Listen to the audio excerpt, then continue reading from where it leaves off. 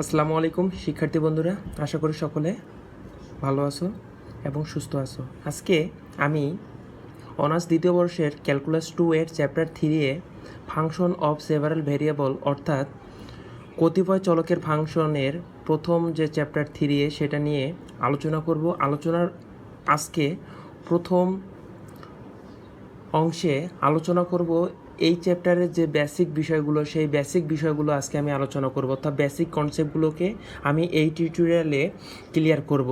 কেননা বেসিক বিষয় খুবই গুরুত্বপূর্ণ পরবর্তীতে ম্যাথ করার জন্য। এ কারণে আগে আমি এই বেসিক বিষয়গুলোকে ক্লিয়ার করব। সো যারা আমার চ্যানেলে এখনও নতুন তারা অবশ্যই আমার চ্যানেলটিকে সাবস্ক্রাইব করবা, এবং যারা অলরেডি সাবস্ক্রাইব করছো অসংখ্য অসংখ্য ধন্যবাদ। তো চলো শুরু করা যাক। প্রথমত আমি এখানে যে বিষয়গুলো আলোচনা করব সেই বিষয়গুলো খুবই গুরুত্বপূর্ণ এবং কোনো না কোনো পরীক্ষাতে আসা এবং বেসিক ক্লিয়ার করার জন্য যথেষ্ট। সো সকলে টিউটোরিয়ালটি দেখার সময় খাতা কলম নিয়ে সাথে সাথে প্র্যাকটিস করবা। তাহলে আমি প্রথমত যে বিষয়টি আলোচনা করব সেটি হলো এরকম যে কতিপয় চলকের ফাংশন বলতে কি বোঝায়। নাম্বার 1 যে বেসিক বিষয়টা সেটি হলো যে কতিপয়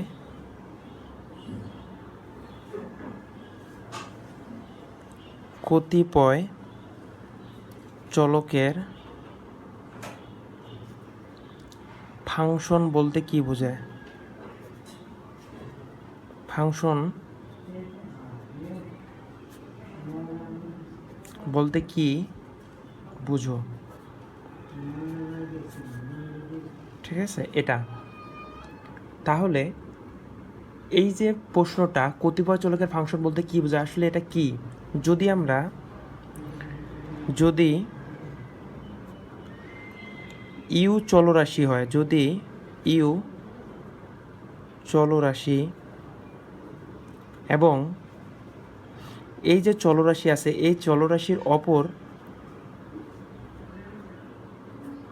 এন সংখ্যক চলরাশি যদি হয়, যদি ইউ চলরাশি হয় এবং এন সংখ্যক চলরাশি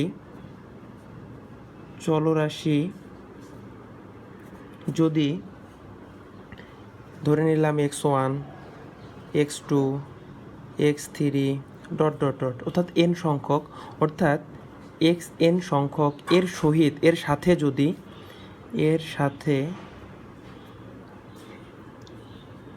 একইভাবে যদি যুক্ত হয়, যেমন x1 x2 dot dot dot xn এর সাথে যদি এসব সংযুক্ত হয়, তবে এর প্রত্যেকের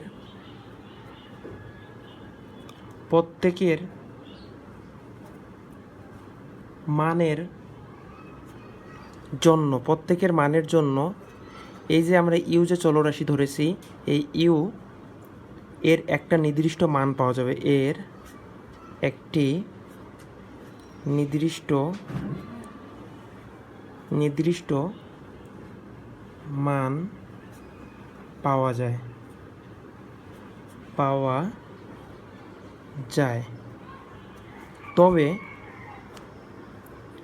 তবে ইউকে এন এর চলকের ফাংশন বলা হবে, এর ফাংশন বলে, ঠিক আছে। এ হলো চলকের ফাংশন বলতে যা বোঝায় সেটা। এখন 2 নম্বরে সেটা হলো নির্ভরশীল চলক কাকে বলে। নির্ভরশীল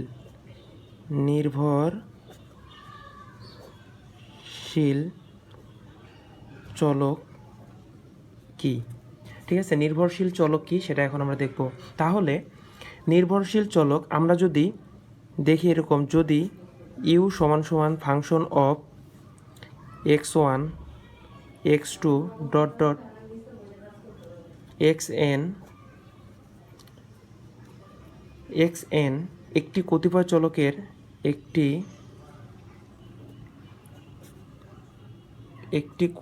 চলকের কতিপয়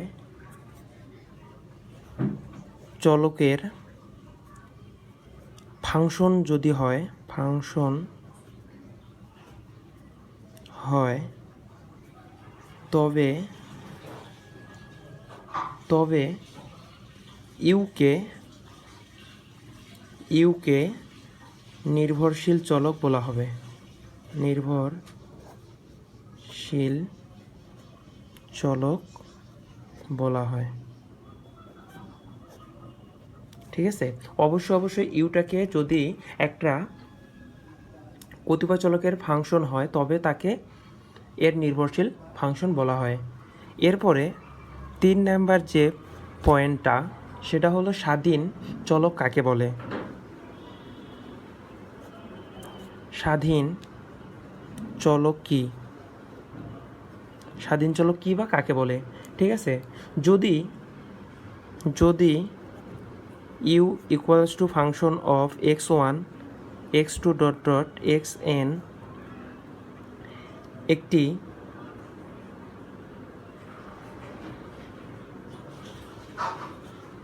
একটি কতিপয় চলকের ফাংশন হয় তবে x1 x2 dot dot dot xn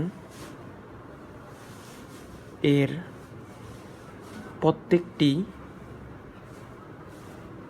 প্রত্যেকটি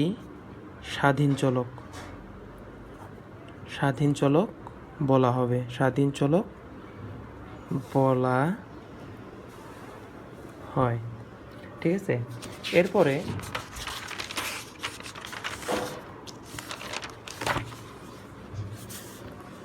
চার নাম্বার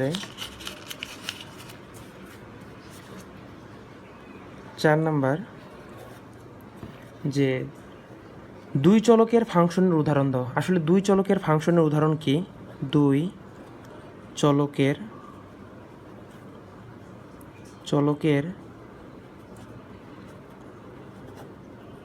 ফাংশনের উদাহরণ দিতে বলছে। ঠিক আছে, দুই চলকের ফাংশনের উদাহরণটা কি হবে?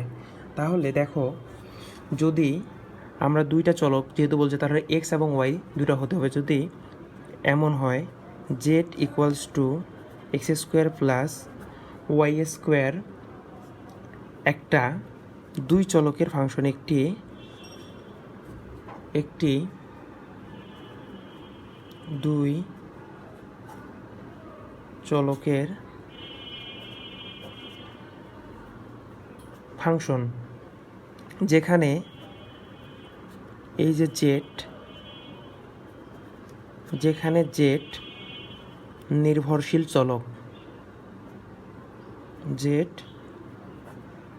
নির্ভরশীল চলক এবং এক্স কমা ওয়াই স্বাধীন চলক।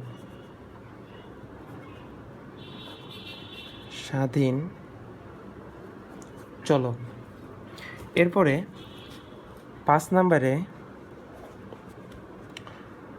দুই চলক বিশিষ্ট ফাংশনের ডোমেন বলতে কি বোঝায়? দুই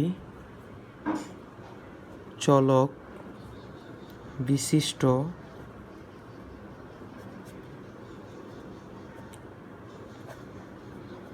ফাংশনের ডোমেন বলতে কি বোঝো?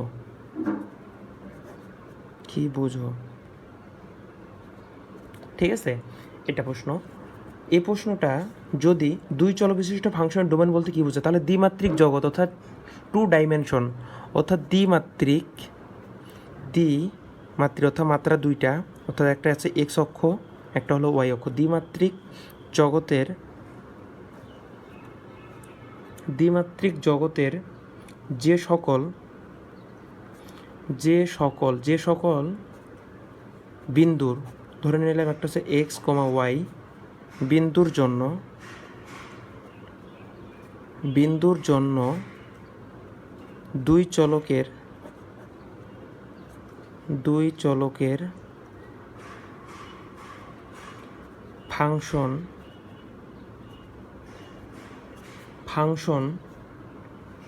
z equals to F of X comma Y বিদ্যমান হয়,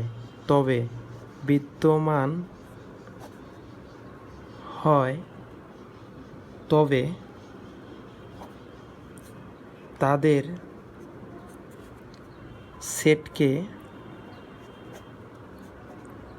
সেটকে ফাংশনটির ডোমেন বলে।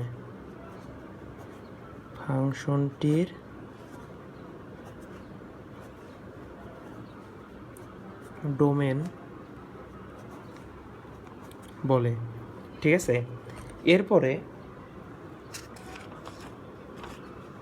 জ্যামিতিকভাবে এরপরে যে প্রশ্নটা খুবই গুরুত্বপূর্ণ, পরীক্ষাতে প্রায় এসে থাকে। জ্যামিতিকভাবে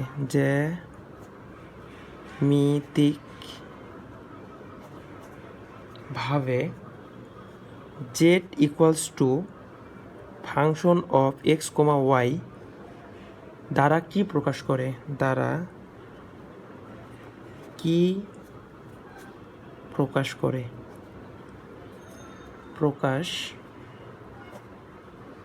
করে।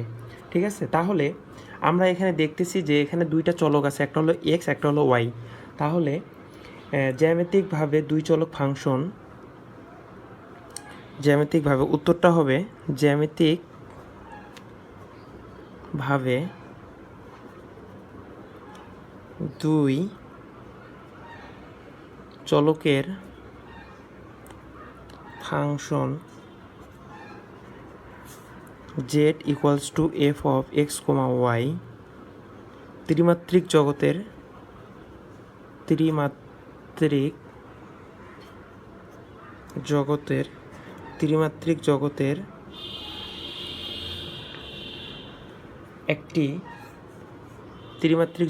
একটি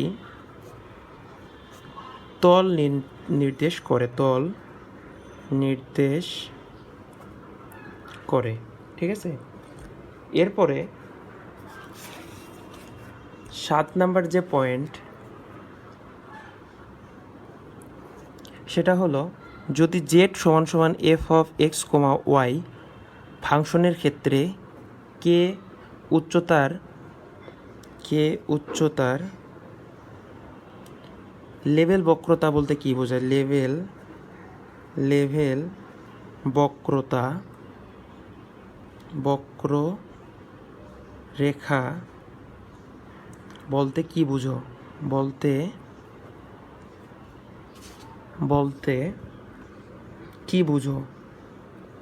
কি বুঝো? ঠিক আছে, তাহলে আমরা এটার ক্ষেত্রে যে উত্তরটা, সেটাকে আমরা এভাবে সংজ্ঞায়িত করতে পারি। সেটা হলো যদি এক্স ওয়াই সমতলে F of X comma Y equals to K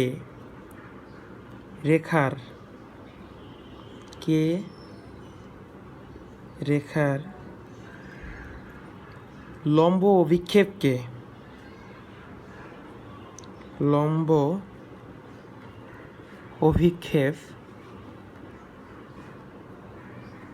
অভিক্ষেপকে z equal to F of X comma Y ফাংশনের ক্ষেত্রে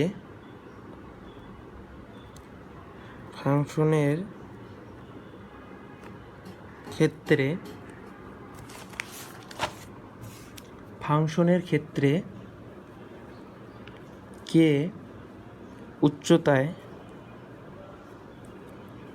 উচ্চতায়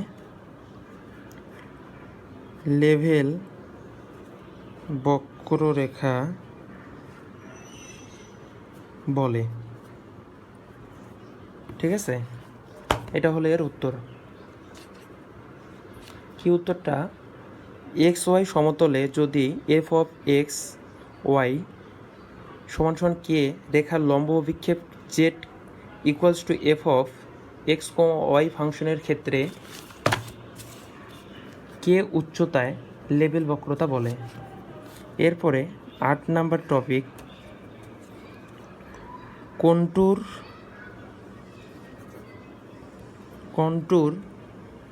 বা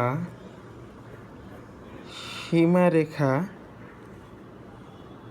কি? সীমারেখা চিত্র কি? কন্টুর বা সীমারেখা চিত্র কি? ঠিক আছে, তাহলে কোনো ফাংশনের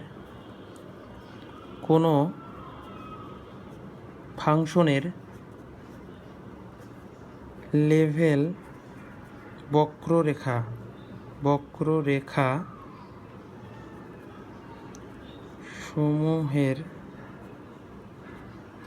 বক্ররেখা সমূহের সেটকে কন্টুর চিত্র বলে। ঠিক আছে, কোনো ফাংশনের লেভেল বক্ররেখা সমূহের সেটকে কন্টুর চিত্র বলে। এরপরে 9 নাম্বার, দুই চলক ফাংশনের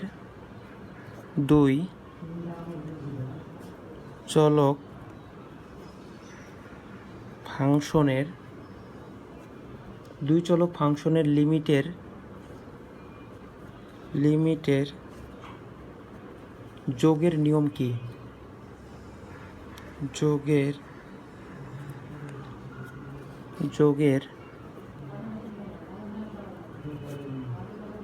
নিয়ম কি? ঠিক আছে, যদি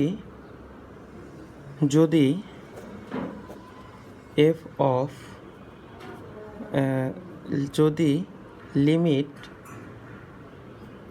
f of x, y x tend to a, y tend to b equals to l এবং limit g of x, y equals to m, x tend to a, y tend to b হয়, তবে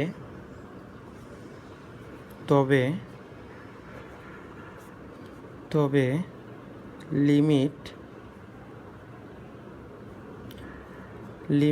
f of x, y into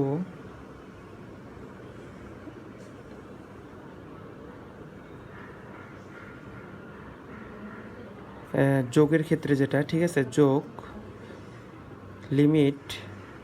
limit আমরা already common নিয়ে রেখেছি, জি x, Y সমান এল plus M. এটা হলো আমাদের যোগের নিয়ম। এরপরে 10 নম্বরে যেটা হলো দুই চলক ফাংশনের গুণের নিয়ম। দুই চলক ফাংশনের এবার হবে গুণের নিয়ম। ঠিক আছে, গুণের নিয়ম কি?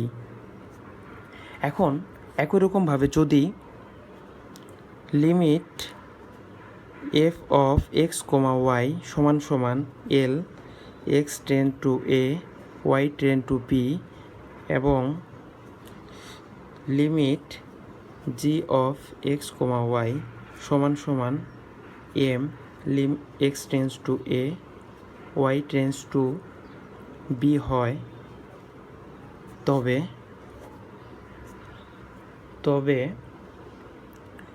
Limit x tend to a, y tend to b function x, y সমান l, m। এটা হলো গুণের নিয়ম। এই ছিল আজকে টিউটোরিয়াল। যদি টিউটোরিয়ালটি ভালো লাগে তাহলে অবশ্যই বন্ধুদের মধ্যে শেয়ার করবা, লাইক করবা, কমেন্ট করবা ভিডিওটি কেমন হয়েছে। সকলকে দেখার জন্য ধন্যবাদ।